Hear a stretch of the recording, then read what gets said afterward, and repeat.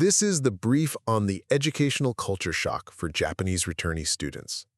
Welcome to another Okinawa JALD podcast episode, where we're diving into a 2022 panel from the Japan Association for Language Teaching to hear 4 students share the intense reality of moving from overseas back into Japanese schools.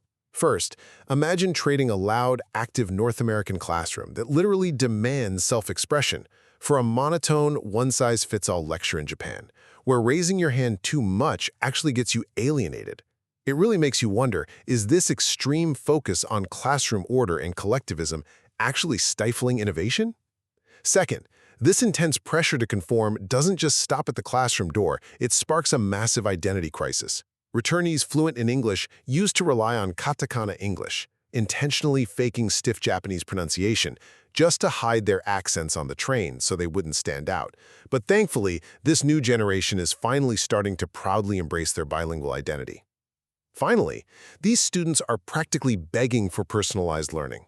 Instead of those rigid lectures, they want group work, open communication, and totally unique assignments, like designing their own gravity measuring tools.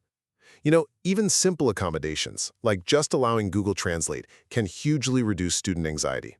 The big takeaway here is that weird is good, and injecting a little bit of that overseas chaos could really challenge kids to think for themselves. Ultimately, Japanese schools absolutely need to shift from prioritizing collective order to actually nurturing individual diversity and critical thinking.